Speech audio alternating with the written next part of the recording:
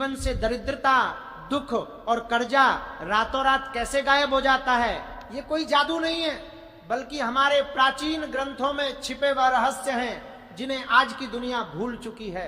17 अप्रैल को वैशाख अमावस्या का वह महासंयोग बन रहा है जो पूरे 32 सालों बाद आया है। इस दिन ब्रह्मांड की ऊर्जा अपने चरम पर होती है और पितृलोक के द्वार सीधे पृथ्वी से जुड़े होते हैं। लेकिन सबसे बड़ा रहस्य यह है कि इस दिन अगर आप गौ माता को चुपचाप वह एक गुप्त चीज खिला देते हैं तो आपकी किस्मत का ताला हमेशा के लिए खुल जाएगा।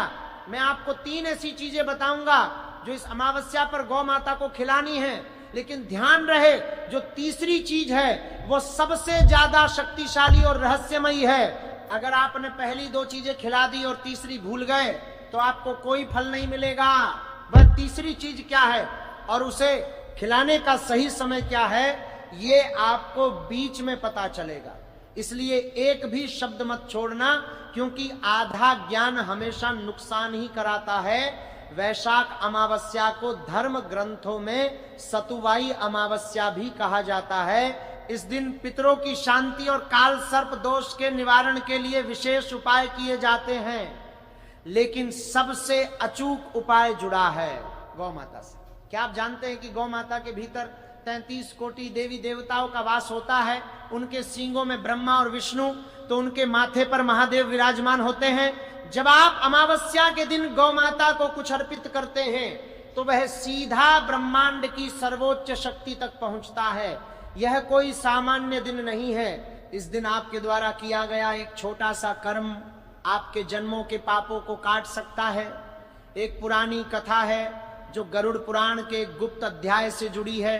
एक समय की बात है, एक बहुत ही गरीब ब्राह्मण था। उस पर इतना कर्जा था कि उसके परिवार को कई दिनों तक भूखा रहना पड़ता था। एक रात उसे सपने में उसके एक पूर्वज ने दर्शन दिए और कहा कि वैशाख अमावस्या के दिन एक विशेष पेड़ के नीचे खड़ी गाय को एक खास चीज खिला दो। ब्राह्मण ने वैसा ही किया।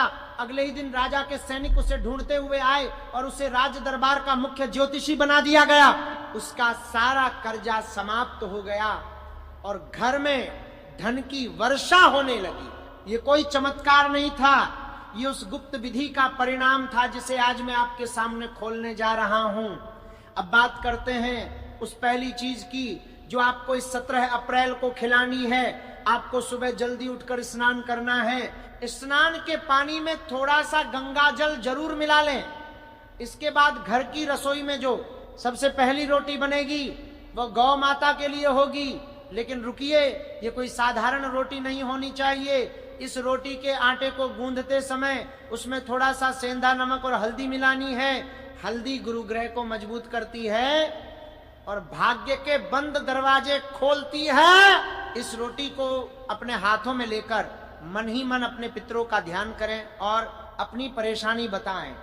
ये रोटी आपकी परेशानियों को सोख लेगी। लेकिन सिर्फ रोटी खिलाने से काम नहीं चलेगा, ये तो बस शुरुआत है। जैसे किसी बड़ी बीमारी को जड़ से खत्म करने के लिए एक लंबी प्रक्रिया की जरूरत होती है, वैसे ही जन्मों जन्मांतर की दरिद्रता को मिटाने के लिए यह विधि पूरी करनी होगी।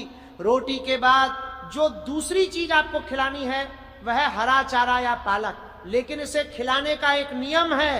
हरा चारा आपको किसी से खरीद कर नहीं लाना है, बल्कि कोशिश करें कि इसे एक दिन पहले ही घर में लाकर रख लें। जब आप गौ माता को हरा चारा खिलाएं तो उनके माथे को अपने दाहिने हाथ से सहलाएं। ऐसा करने से आपके शरीर की सारी नकारात्मक ऊर्जा, सारा स्ट्रेस और राहु केतु के बुरे प्रभाव गौ माता अपने अंदर समाहित कर लेती हैं। अब एक सबसे बड़ी चेतावनी, कई लोग अनजाने में एक बहुत बड़ी गलती कर बैठते हैं जिससे उनका भाग्य उदय होने की जगह और ज्यादा दुर्भाग्य में बदल जाता है। कभी भी गौ माता को सूखी या बासी रोटी मत खिलाना। और सबसे जरूरी बात, जब आप उन्हें कुछ खिला रहे हों तो कभी भी जूते या चप्पल पहनकर मत खड़े होना। नंगे पैर जमीन पर खड़े होकर ही गौ माता को भोजन अर्पित करें। पृथ्वी तत्व से जुड़े रहना बहुत जरूरी है। अगर आप ये गलती करते हैं तो आपकी पूजा खंडित हो जाएगी। वैशाख अमावस्या का दिन कोई साधारण दिन नहीं है। ये वह समय है जब सूर्य और चंद्रमा एक ही राशि में होते हैं। इस दिन आपके पूर्वज आपके आसपास ही मौजूद होते हैं। वह देखते हैं कि उनके वंशज उनके लिए क्या कर रहे हैं। अगर आपके घर में क्लेश रहता है, पति पत्नी में झगड़े होते हैं, या फिर आपका व्यापार अचानक से ठप पड़ गया है, तो समझ लीजिए कि पितृदोष का साया आप पर मंडरा रहा है। इस दोष को काटने की सबसे बड़ी चाबी उस तीसरी गुप्त चीज में छिपी है, जिसका जिक्र मैंने शुरुआत में किया था। जरा सोचिए, क्या आपने कभी यह महसूस किया है कि आप मेहनत तो बहुत करते हैं, लेकिन उसका फल किसी और को मिल जाता है? आप पैसा कमाते हैं, लेकिन वह पानी की तरह बह जाता है। घर में पैसा टिकता ही नहीं है। ये सब आपके ग्रहों की चाल और पूर्व जन्म के कर्मों का खेल है। इन कर्मों के बंधन को काटने के लिए ही वैशाख अमावस्या का यह पवित्र दिन हमें ईश्वर ने दिया है। हमारे शास्त्रों में लिखा है कि जो इंसान इस दिन सच्चे मन से गौ सेवा करता है, उसके जीवन की नैया कभी डूब नहीं सकती।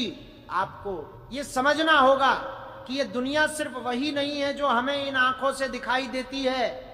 एक अदृश्य दुनिया भी है जो हमारे जीवन को हर पल नियंत्रित कर रही है, और उस अदृश्य दुनिया तक अपनी प्रार्थना पहुंचाने का सबसे सशक्त माध्यम है गौ माता। जब आप किसी भूखी प्यासी गाय को देखते हैं तो यह मत सोचिए कि वह सिर्फ एक जानवर है।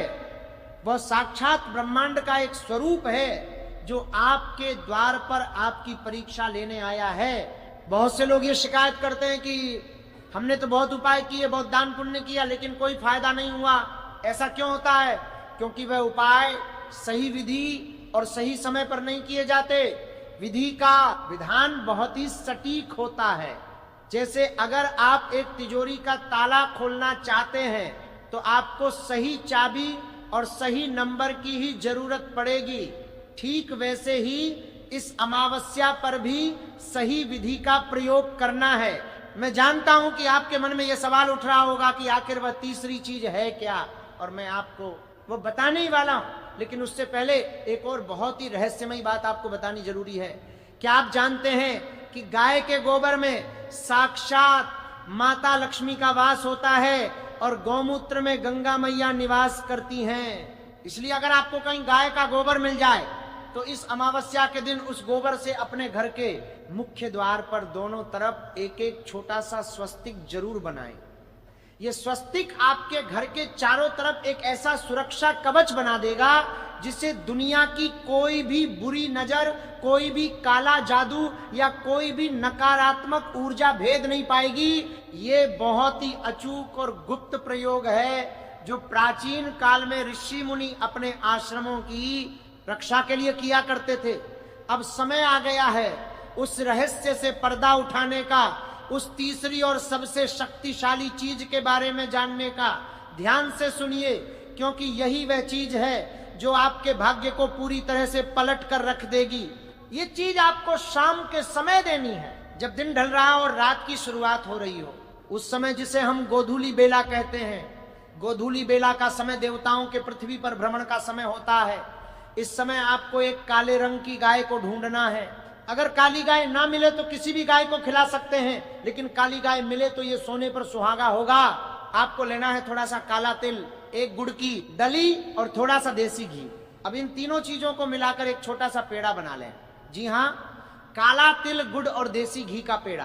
काले तिल भगवान विष्णु को अत्यंत प्रिय हैं और यह पितृ दोष, काल सर्प दोष और शनि की 7.5 के प्रभाव को जड़ से खत्म करने की ताकत रखते हैं। गुड़ आपके जीवन में मिठास और सूर्य के तेज को बढ़ाता है, जबकि देसी घी माता लक्ष्मी को आकर्षित करता है। जब आप ये पेड़ा गोधूली बेला में गौ माता को खिलाएंगे तो उस समय मन ही मन एक मंत्र का जाप आपको करना है। ये मंत्र बहुत ही सरल लेकिन बहुत ही चमत्कारी है। मंत्र है ओम सुरभ्ये नमः। मैं फिर से दोहराता हूं, ओम सुरभ्ये नमः।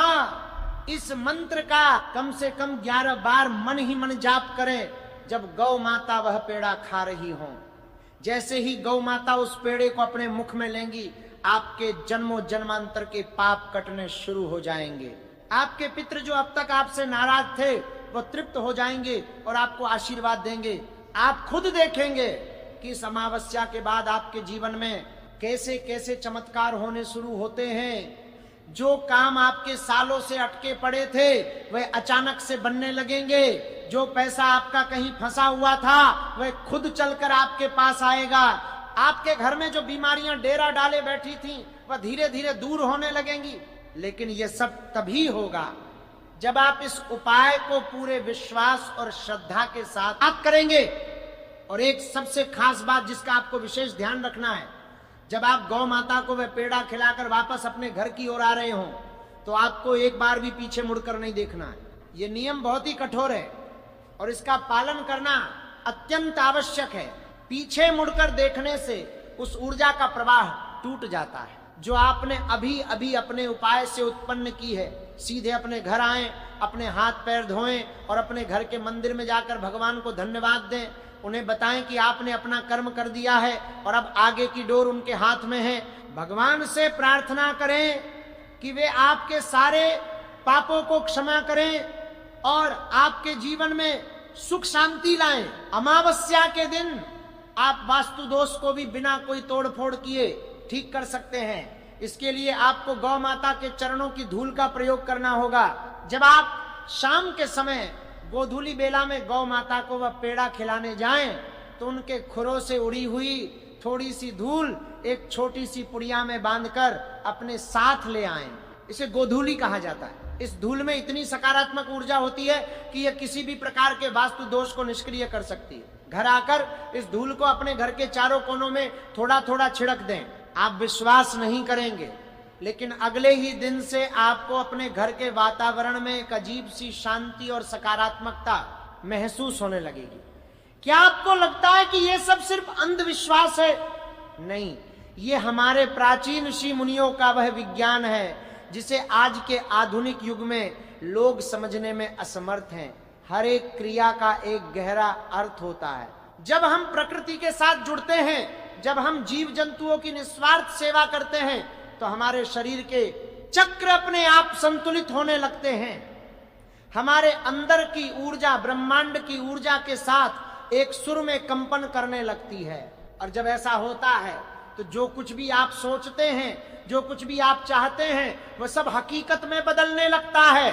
अब आप खुद तय करें कि आपको अपना भविष्य कैसा बनाना है। क्या आपको वही पुरानी परेशानियों और दुखों वाली जिंदगी जीनी है या फिर आपको एक नई खुशहाल और समृद्ध जिंदगी की शुरुआत करनी है? अगर आप दूसरी जिंदगी चुनते हैं तो इस 17 अप्रैल की वैशाख अमावस्या को वह दिन बना लीजिए जो आपके जीवन का सबसे सुनहरा दिन बन जाए। आपके भीतर वह शक्ति है जो आपके भाग्य को बदल सकती है। बस जरूरत है तो उसे सही दिशा देने की, उसे सही समय पर जागृत करने की। और वह सही समय अब आ चुका है। तो उठिए और पूरी ऊर्जा के साथ इस उपाय को सफल बनाने में लग जाइए। सफलता आपके कदम चूमेगी और आपकी हर वह मनोकामना पूरी होगी जो आपने कभी अपने सपनों में भी नहीं सोची होगी। ये